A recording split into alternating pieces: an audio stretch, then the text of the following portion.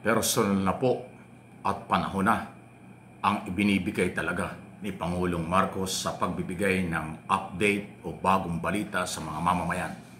Dito sa kanyang pinangako na kanyang tinututukan at tututukan hanggang sa uli ang kampanya laban sa graft in corruption, investigasyon, pagpapail ng kaso, sinong kinasuhan at anuman ang mga nangyayari. Yan ang pagpapatunay sa kahit na anong kahirap dahil sa tindi ng schedule ng Pangulo, pero pilit niyang isinisingit ang kanyang gustong sabihin at update mula sa mga impormasyong nakakarating sa kanya mula sa lahat ng ahensya ng gobyerno sa kung anong nangyayari sa laban sa korupsyon. Ito na naman ang magandang balitang sinabi ng Pangulo tungkol nga po sa mga asset ni Saldico at saka ho yung iba pang mga bagong balita na nakakarating sa kanya. Pakinggan po ninyo si Pangulong Marcos Jr. Sandali, parang magkapares pa yata yung damit namin Magandang araw po sa inyong lahat.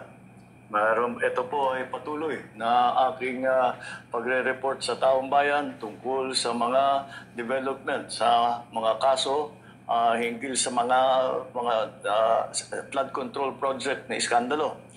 Ngayong araw, inutasan ko ang DOTR at saka yung CAAP na makipag-ugnayan sa mga kaibigan natin sa Malaysia at saka sa Singapore. Dahil ang mga pag-aari na helicopter at saka aeroplano ay mukhang doon tinatago ni Saldico. At nakarehistro po ito sa kanyang kumpanya na tinatawag ng Misbis Aviation and Development Corporation. Ngunit nagkaroon na ng freeze order ang AMLAC, kaya lahat ng galaw at disposisyon ng mga aircraft na ito ay lalong-lalo na ngayon ay ipinagbabawal. Dahil kailangan natin ipalaman sa lahat ng mga pugante, hindi pwedeng gamitin ang mga ari-arian na galing sa kaban ng bayan na tinakaw ninyo para tumakas o umiwas sa batas. You cannot steal from Filipino people and expect to hide or fly away on your private jets. You have the money to run, but you cannot outrun the Republic of the Philippines. Wow. Kaya kayo mga pugante, umuwi na kayo. Ang payo ko sa inyo, hindi na kayo turista, hinahabol na kayo ng batas. At isa pang development po, ngayong araw din kinonfirma ng DOJ na si Henry Alcantara ay nagbalik na ng 110 million sa gobyerno at sa loob ng 2 linggo ay magbabalik pa ng 200 milyon. This government intends to bring back every peso, every asset, every person responsible and return it to the Filipino people. Maraming salamat po. Magandang araw po sa inyo lahat. Kita nyo. Kita naman nyo yung update Si Pangulo mismo yan Isinisinit na talaga yung oras, binibigyan ng panahon para bigyan tayo ng update. At pagka ang Pangulo nagsalita, walang fake news dyan. Yan ay may resibo. Katulad nun. Pumutok na yung balita last month na yung mga asset, air asset, chopper, aeroplano ni Saldico ay nailabas ng bansa.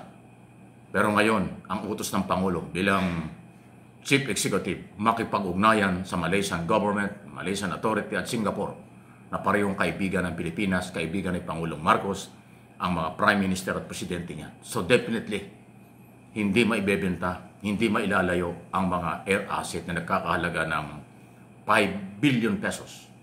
Saan galing ang ibinili ng mga asset na ito? Ang sabi nung unang mga report, ito raw ay sariling yaman, dati ng yaman ni Saldico. Pero siyempre, kahit anong paliwanag, dati kang mayaman, dati kang bilyonaryo, pero nahaluan ng korupsyon, lahat ng asset mo ngayon, pagdududa ka na. Bahay, bakasyunan, condo unit o building, air asset at iba pa, ay talaga hong hahabulin ng gobyerno. So, pag ang Pangulo ang nakakuha ng ganyang balita at nag-utos, walang gagawin ang mga kinukulan, especially Department of Transportation at yung CAAP, Civil Aviation Authority of the Philippines, na silang mayroong control and supervision sa lahat ng mga sasakyang panghimpapawid. Kung paano na ilabas, baka nagturista, kung ano, okay lang. Ano ang sabi ng Pangulo? Hindi kayo turista. Kayo ay pugante na. Kayo ay nagnakaw sa pera ng bayan. Kaya dapat kayong managot at bumalik ng bansa para harapin ang mga kaso. Yan hindi lang kay Saldico. Doon sa mga tumakas na sila under investigation at pwedeng mahuli or kasuhan sa lalong madaling panahon, bumalik din kayo. Dahil dalawa nga po yung opsyon na plano ng gobyerno. Interpol, International Police Organization ang gagamitin, at cancellation ng pasaporte. Kasi nga po, mamamayang Pilipino ang kumplenan sa korupsyon na ito, kaya hindi pwede niyong takasan. Ang buong gobyerno, dati ko na sinabi, whole of government approach ang galaw, lead by President Marcos. Mahirap kalaban ng gobyerno. Mahirap labanan ng batas. Pagkatapos ang kumplenan pa ay mamamayang Pilipino, sagrado ang tibay ng Estado, ng batas, lalo na ang mamamayan na siyang naging biktima. Wala talagang pupuntahan ng mga abusado. Kaya tama yun, hindi kayo bakasyonista, kayo ay pugante, kayo ay wanted na sa batas ng Pilipinas, dapat bumalik. Yung magandang balita, nakahapon ipinost ko na rin, makalaw sa inyo yung volume ng 110 million pesos, masusundan yan. So kung 300 milyon ang ibabalik ni Henry Alcantara, hindi ko alam kung yan ang lahat ng kanyang nanakaw, baka meron pa. Anyway, sana lahat. Sana yung mga kontraktor, senador, congressman, at iba pang mga nagnakaw sa pera ng bayan. Ibaba na ninyo ang pride nyo. Wala na kayong pupuntahan. I-surrender nyo ang pera. Mas maganda kahit pa paano kung magsusurrender kayo, at least may puso pa rin kayong makabayan at konsensya. Pero pag nanatili kayong nagtatago, naguhugas kamay, nagdi-deny, pero kitang-kita, lutang na lutang ang mga ebidensya at kaso, lalo kayong lumulubog, lalong kayahaya kayo. Gusto pa niyong gamitin yung mga ninakaw niyong pera, pambayad sa inyong mga abogado, para labanan ng gobyerno, labanan ng mga Pilipino may-ari ng pera, sobra na kayo. Gumaya kayo kay Alcantara. Kung hindi man lahat ibinabalik, pero malaking bagay yung 110 at kung susunod pa yung 200, so 310 million, malaking bagay. Isipin mo sa dami ng suspect na yan, mga 1,000 yata yung mga suspect na yan. Magbalik lang kayo ng 300 million. Abay, bilyon-bilyon yan. Kahit pa paano, malaking tulong.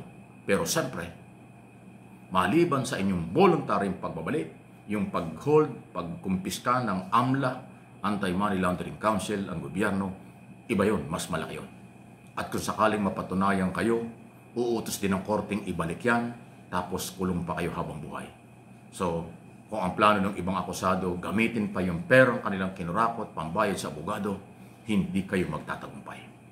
Ang kasamaan kailanman ay hindi magtatagumpay talaga. At wala ng lihim na hindi nabubulgar. Lalo pa ngayon, masyadong seryoso at may panahon si Pangulong Marcos na tinututukan ito. Kaya naman halos every other day, kung minsan araw-araw, nagsisingit siya ng statement or pahayag kung saan man siya naroroon, kanya binibigay ang update. Kaya walang fake news yan. Ang magsasabi ng fake news yan, mga salungat ang kaluluwa or talagang sanggano ang dating. Please like and share ng ating mga video.